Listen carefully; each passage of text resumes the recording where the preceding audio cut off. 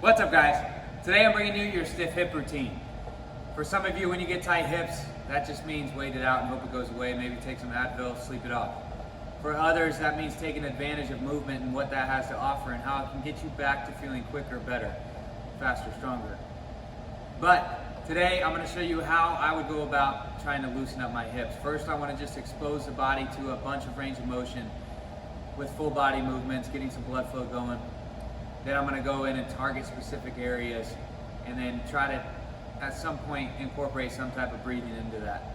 So today, right now, I'm going to take you through a quick routine that I would do for tight hips. I hope you like it. Let's get into it. So right here, I've got a box that I'm going to use to start with that full body exposure. So what I want to do is just think full body movements. I'm not trying to worry about any individual one movement. I'm going to put one foot up on top of the box or bench or stair, whatever you've got that's elevated, and I'm going to sink down into it laterally, keeping my heel down and my toe pointed straight ahead, and then I'm just going to push back up and through. You can use your hands if you need to. Just again, sinking down, and this is like what would look like the bottom depth of a squat if you can go ass to grass. I think it's great. You can work on your ankle mobility, your hip mobility, your thoracic spine, and I'm just going to push up and through, get my glute rolling, just like so, and I go about 5 apiece.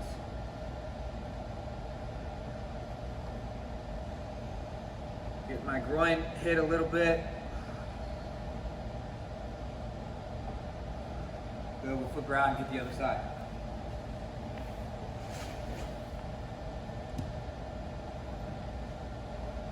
I don't have to do something that's full body, but I think you're going to get a lot more out of it in the long run if you consistently work to move your full body as one. Otherwise, I think we get very cookie cutter-esque and we don't utilize our mobility for the overall outcome of what we're really trying to do, and that's just move as a better human. So I think that's always the goal, whether you're an athlete or not. Being a better, moving as a better human is the main goal, feeling better as an overall human. So that's why I like to do that full body stuff first, and again, we're gonna flip to the front now and do the exact same thing with the elevated split squat. Looking to open up the hips, sink my hips down, aware of where my pelvis is at in relation to my rib cage. Good, switch sides.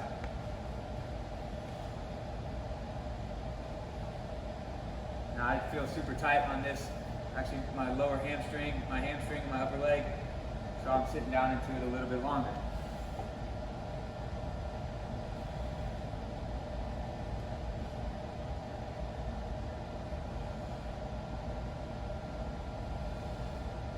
Good, now I go and target specific areas. So today we're hitting my glutes, my adductors, and right now we're gonna start with a nice one. It's a little bit different. So I want you at 90-90 here. Back leg and back at 90 degrees, left leg in front at 90 degrees, right leg and back.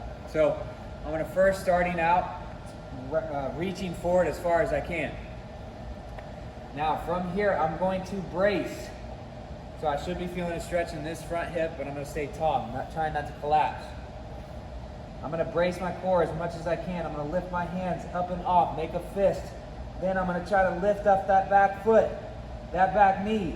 Now from here, keeping that back knee up, I'm going to raise up to the top position, put that back foot back down, or that foot back, that leg back down, and walk myself back out. Find in range. Brace, pick up, lift off, nice and tall, come up while that stays up in the air. Here we go, let's do it again.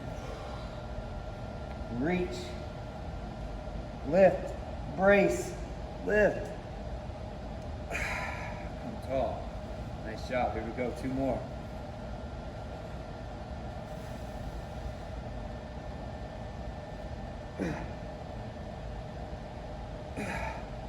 Good, 1 more.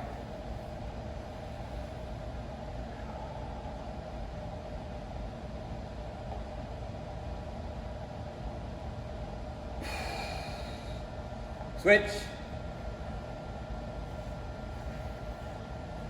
Good stuff, here we go. Reach out in front, stay nice and tall. Go a little bit tighter on this side.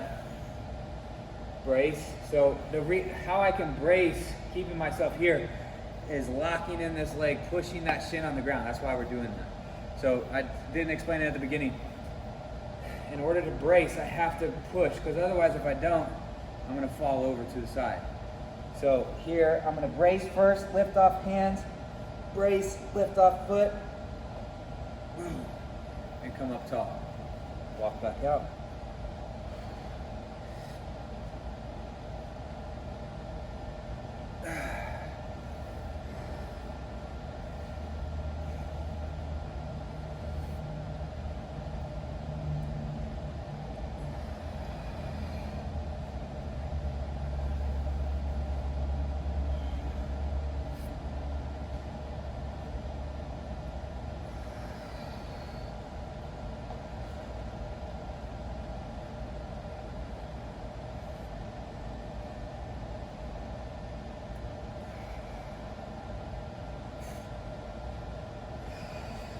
Nice. Okay, right here, all we're gonna do now is 90-90 hip switch.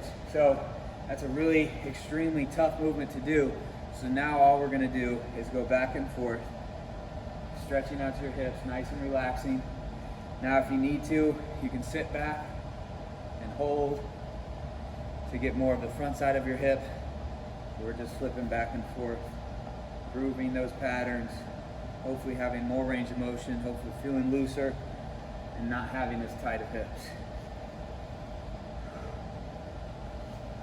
3, 2, and 1. I hope that helps. Now, the main movement of that to get better mobility within your hips, the main movement for long-term increased growth of hip mobility is that second movement that we did. The more strength you have involved with stretching, so in range of motion, squeezing strength to control a movement, that's the more mobility that you're going to be able to get. Now, I think strength training is number one. You need to be focused on that.